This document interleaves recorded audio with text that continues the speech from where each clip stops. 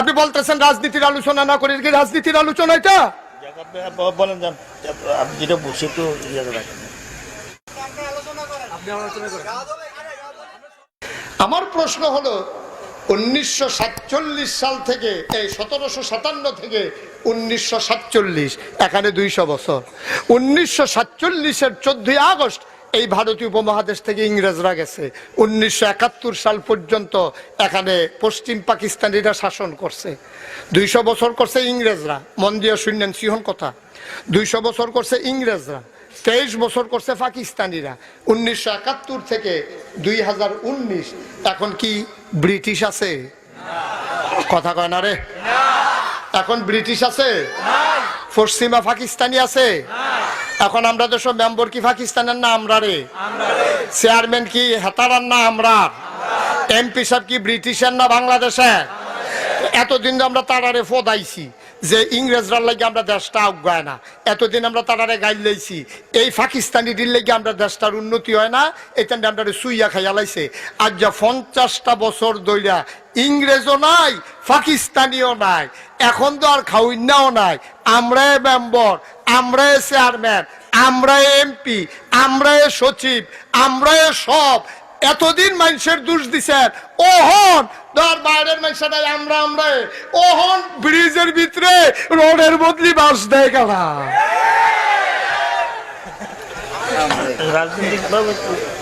কেউ কে দেয়? এখন রোডের বদলি বাস কে দেয়? এখন তো আর ইংরেজ নাই, এখন তো আর পাকিস্তানি নাই, তাইলে এখন রোডের বদলি বাস ঢুকলো কেমনে?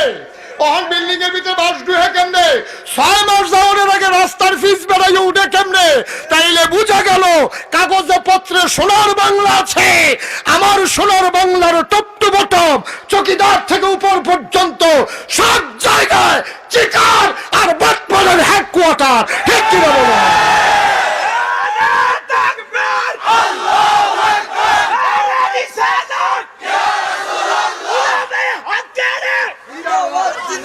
সবাই পড়ি আমিন, জুড়ে পড়ি আমিন। আল্লাহ যেন কবুল করে, সবাই পড়ি আমিন। সুতরাং আজকের আলোচনা থেকে এটাই সিদ্ধান্ত নিতে হবে যে আমার রাজনীতির কি হইল এখানে? আপনি ওয়াজ করেন তাইলে রাজনীতির কি হইল এখানে? আমি ইতিহাসটা আপনাদের সামনে তুলে ধরলাম, আপনি বলতেছেন রাজনীতির আলোচনা না করে কি রাজনীতির আলোচনা এটা? বলেন যান, আপনি যেটা বসে তো রাখেন। আস্তাগফিরুল্লাহ, আস্তাগফিরুল্লাহ, আস্তাগফিরুল্লাহ।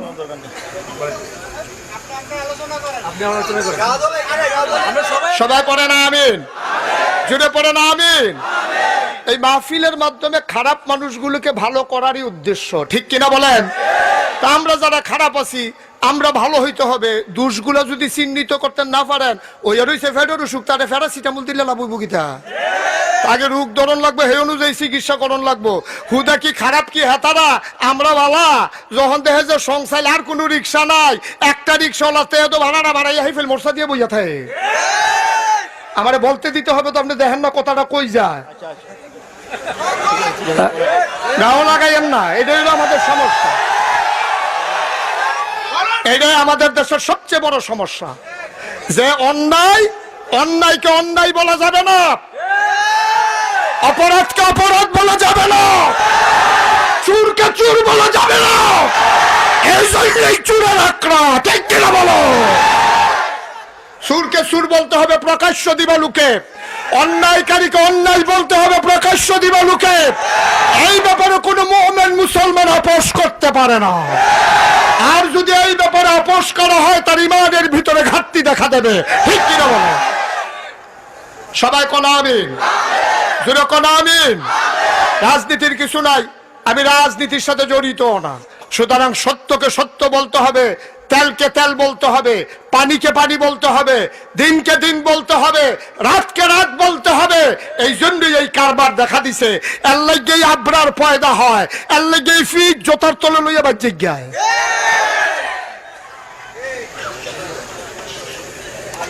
আমিন কোন? জুড়ে বলেন। যেই কথাটা বলতেছিলাম, এই বাধা হইলেই সমস্যা, আর কথা বলা যায় না। সবাই পড়ে না আমিন। আমার সম্পর্কে ধারণা থাকতে হবে, আমি কে, আমার পরিচয় কি, তারপরে কথা বলতে। ইন্টারফেয়ার করা মারাত্মক সমস্যা। আল্লাহ যেন কবুল করে, সবাই পড়ে আমিন, জোরে পড়ে আমিন। আমি আজকে 26 বছর ধরে ময়দানে ওয়াজ করি।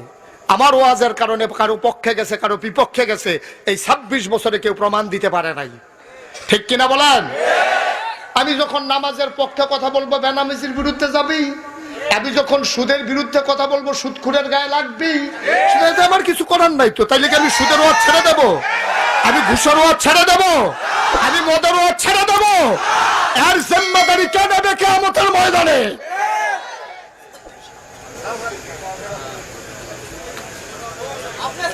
আল্লাহ যেন কবুল করে, সবাই কোনা আমিন, জুড়ে বলেন আমিন। বন্ধুগণ, যে কথাটা বলতেছিলাম, তাইলে নবীজি পারলো 23 বছরে। কয় বছরে? আমরা এত বছরে পারলাম না কেন ভাই? নবীজি যদি 23 বছরে পারে, তা আমরা এত বছরে পারলাম না? 50টা বছর পার হয়ে গেলে গা, 50টা বছর।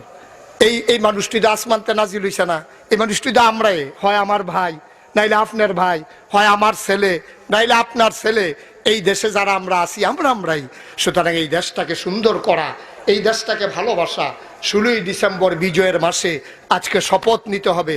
আমরা যে যেখানে আছি, আমি জমিনও কাজ করি, আমি চিন্তা করতে হবে কস কাটতে কাটতে আরেক বেলার ক্ষেতের ভিতরে যেন না ডুহি, ঠিক কিনা কন? আমি শিক্ষকতা করি, আমাকে প্রমাণ দিতে হবে ক্লাস টাইমের পরে যেন আমি ক্লাসে না যাই, আবার ক্লাস শেষ হওয়ার আগে যেন আমি চলে না আসি। এটা আমার উপরে নৈতিক দায়িত্ব, এটা আমার উপরে ইমানি দায়িত্ব, এটা আমার উপরে আমানত। আমি যদি সেই আমানতের খেয়ানত করি, আল্লাহর দরবারে শুধু নামাজের জন্য আটকাবেন তা না, শুধু রোজার জন্য আপনি আটকাবেন তা না, শুধু হজের জন্য আপনি আটকাবেন তা না, আপনাকে আটকে যেতে হবে। আপনি কস কাটতে কাটতে আরেকবার আর খেতে ঢুকে গেছেন গা, এটার জন্য আল্লাহর কাছে জবাব দিতে হবে নাকি হবে না? কথা কয় না, হবে নাকি হবে না? আপনি দোকান বাকি খাইয়া আরেকবার আরে ঘুরাইতে ঘুরাইতে 2 বছর ঘুরাইয়া শেষ পর্যন্ত তার দোহানটা বেড়াই আপনি খাইয়া লিছেন, দোহানটা সাইডে দিয়ে বিদেশ গেছে গা, এটার জন্য আপনাকে জবাব দিতে হবে না হবে না? আপনি যেই দিয়ে করেন, আপনি সীমানা সাফাইয়া রেন্ডি করে গাছ লাগাইছেন, সীমানা সাফাইয়া এমন জায়গাত লাগাইছেন, রেন্ডি করে গাছটা কিতা, এটা লাগাইলে একটা ফুন্ডু হাতে একটা ডালা ছাড়ে, আপনি লাগাইলেন যে সীমানা সাফাইয়া। আপনার তো চিন্তা করুন দরকার, আমি যে সীমানা সাফাইয়া গাছটা লাগাইলাম, ফইলার ডালাটায় তো 15 হাত, আমি দিয়ে রাখছি না 1 বিঘত জায়গাও, তইলে ডালাটা কি আমার জায়গা থাকবো না হেবাড়ার উড়ানো যাইব? এই অধিকার কি আমার আছে? হেবাড়া এখন উড়ানো দান লইতে পারে না, তখন হেবাড়া উড়ানের ভিতরে শেওলা ফুড়া থাকে, হেবাড়া কয়বার ফিসলা খাইয়া পড়ছে। আপনি কি মনে করছেন আপনি নামাজ পড়লে সারবো, রোজা রাখলে সারবো, আপনি হজ করে আইবেন, জাকাত দিবেন? হজেরতে আইয়া মাত্র হজ করে আইছে, শরীরের গরমটা হলো গেছে না, হজেরতে আইয়া আমরা তারা সুদে টেহা লাগায়, ঠিক কিনা কও? এতটা হজটা করে আইলেন, 3.5 লাখ টাকা খরচ করে আল্লাহর খুশির লেগিয়া। হজ করছেন কার খুশির লেগিয়া? তাইলে যেই আল্লাহর খুশির লেগে হজটা করলেন, এই বুড়া মানুষটা আমি তো দেখছি, আমি তো আল্লাহ কয়েকবার আমারে নিছে, আমি দেখছি বাংলাদেশের মানুষ কত কষ্ট করে হজ যায়। বুড়া বুড়া মানুষটিও পেনশনের টেহারি ভাইয়া কোনো মতে এই গিয়া হজ গিয়া পড়ে, কত মেহনত করে হজ করতে গিয়া, আরাফার ময়দানে, মুজদালেফার ময়দানে, মিনাতে কঙ্কর নিক্ষেপ করতে গিয়া কত কষ্ট। এই যে কষ্টটি করতেছে কি এর লেগিয়া? কথা কথা কার খুশির লেগিয়া? তাহলে আপনি মক্কা শরীফ গেছেন গা আল্লাহর খুশির লেগিয়া, আর আল্লাহরে বাজার কইরা দিয়া উড়ানো রেন্ডি করে গাছ লাগাই আরেকবার উড়ান আন্দার কইরা লাইছেন। আল্লাহ কি কই শুনছেন নি আপনি? নবী যে ডাক দিয়া কয়, তুমি যে তার উপরে জুলুমটা করলা, তোমার দলটা না হইলে ক্ষমতাত, তোমার না হইলে লাডির জুড়বালা, তোমার না হইলে 6টা ফুট, তুমি হেইও কইলে না হইলে 200 লাডি উঠে গ্রামটার মধ্যে, তুমি যে এই আনতাছে সীমানাত গাছটা লাগাইয়া এবার উড়ানটা বেড়াইয়া যায় আন্দার কইরা লাইলা, লা হাইসা বাবাইনা হুয়া বাইনাল্লাহ। এই মানুষটা যখন আল্লাহ কইয়া ডাক দেয়, ডাকটা দিতে দেরি, কবুল হইতে দেরি নাই, ঠিক কিনা? তোমার নামাজে মাল কারাইতো না, তোমার হজে মাল কারাইতো না, তোমার হজ নট, তোমার হজ ফাও গেছে, তুমি হেগুল দিয়ে হজ করো, কাবা করে গিলাফ 2টা কান্দ, হাজরু আসওয়াদে সুমা দিয়া তুমি মনে করছো গোনা মাফ করাই দিয়া ইয়া পড়ছো, আর আইয়াছে না রেন্ডি করি গাছ লাগাও সীমানাত, আরেকবার আরে কস কাটতে কাটতে নিজে গিয়ে ঢুকালাও হেবাড়ার খেত। মনে রাখো কিয়ামতের ময়দানে ইয়ানজুরুল মারউ মা কাদ্দামাত ইয়াদা, এই দুনিয়ার ভিতরে তুমি যা করবা সব কিয়ামতের ময়দানে তোমার হাতে দেওয়া হবে, ঠিক কিনা বলে? সমর্থন, একটা মতামত, এইটার লাগবে একটা মানুষ জান্নাতে যাইব, একটা কথার লাগবে একটা মানুষ জাহান্নামে যাইব। আমাদের দেশে একটা উচিত কথা কই শুনেন, আমাদের দেশে আপনার অন্যায় করিন্যা কম। কালকে দেবিদ্বার উপজেলার যে ওসি সাহেব, আমার এক মাহফিল ছিল বারুরে, ওইখানে উনি ছিলেন, উনি কথাটারে বলছে, আমার কাছে এত সুন্দর লাগছে কথাটা, যে আমাদের দেশে অন্যায় করিন্যার সংখ্যায় কম, পুরা গ্রাম চুক্তি 5 জন পাইতেন না, কিন্তু আফসুস কি জানেন, এই 5 জনে অন্যায় করে হগলে বইয়া বইয়া রং চায়, ডাক দেউন না নাই। আবার আরেকবারে যদি ডাক দেয় হেবারে হগলে মিল্লা ধমকায়, এই তুই কিছু কীর্তি ঝামেলার ভিতরে তোর দরকার ছিল এইটা কইয়া আরো ওই অন্যায় করুন না আরো লাইন পাইছে বালা, ঠিক কিনা কন? আমরা যদি অন্যায় রে সবাই মিললে অন্যায় কইতাম, ন্যায় রে যদি সবাই মিললে ন্যায় কইতাম, আমরা যদি জুলুম রে সবাই মিললে জুলুম কইতাম, বালা কাজ রে সবাই মিললে যদি বালা কইতাম, ফানি রে যদি সবাই মিললে ফানি কইতাম, এই আগুন রে যদি সবাই মিললে আগুন কইতাম, তাইলে আর আমার দেশে এই বিশৃঙ্খলা হয় না, ঠিক কিনা বলেন ভাইয়ারা আমার? যাই হোক, উনি মুরব্বী মানুষ এই কথাটা বলছে, এই একটা কথার কারণে ওয়াজ থাইমা যায়। তা আমি আবার ফুরান ওয়াজ করি না, তো 2-4টা কথায় আমারে ধরে না, আমি আবার এটার ভিতরে দিয়েও পারি, অসুবিধা হয় না। উনি আমার কাছের মানুষ তো, এলাকার মানুষ। যাই হোক, এটা মারাত্মক সমস্যা। একজন বক্তা তার কথা বলতে গেলে তার লাইবিলিটি সে নিজে নিয়েই কথা বলে। আমি বড় সলগর যে কথা কয়াম, আমি বুঝ কইরে কয়াম, আমি কোনো বড় সলগর থাকতাম না, ঠিক কিনা কও? আর আমি আইসি এখন একটা ফ্যাস লাগাই দিয়ে যাওয়ার লেগে না, আমি আইসিয়ে মানুষটিরে আঙ্গুল দিয়ে দেখাই দেওয়ার জন্য এটা অন্যায় আমরা করব না, এটা ন্যায় আমরা সবাই মিলে করব, এই বুঝটা দিয়া এতে যাওয়ার এটা হলো মূল উদ্দেশ্য, ঠিক কিনা বলেন? এখন কোনো আর অন্য কোনো উদ্দেশ্য না। আমি এখন নির্বাচনও করতাম না। উনি যে কইছে রাজনীতির কথা, না আমি রাজনীতি করলাম, কিন্তু আমি নির্বাচন করলে না, আমার রাজনীতির দরকার নাই। কেন সবাই কোন আমিন? আমরা এমপি নির্বাচন করব না। আমার গতকালকে একজন কিছু হুজুর দাঁড়াইলাম, আমি এমপি বানাই, এমপি ওই না, সবাই কোন আমিন? আচ্ছা, যেই কথাটা বলতেছিলাম, তো নবীজি সোনার মানুষ বানাইলো কয় বছরে? আমরা পারলাম 23 বছরে, আর আমরা পারলাম না 50 বছরে। কারণটা কি? এই কারণটা আজকে যাচাই করতে হবে। এবার আসেন, নবীজি সোনার মানুষ বানাইছে যেই জিনিসটা দিয়া, এটার নাম হলো কোরআন। এটার নাম কি? কতক্ষণ এটার নাম কি?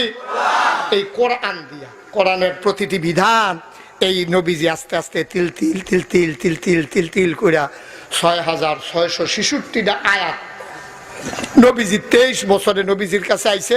নবীজি একটা একটা একটা একটা একটা একটা করে মানুষের ভিতরে কাবু লাগাইছে। সুবহানাল্লাহ কইতেন না?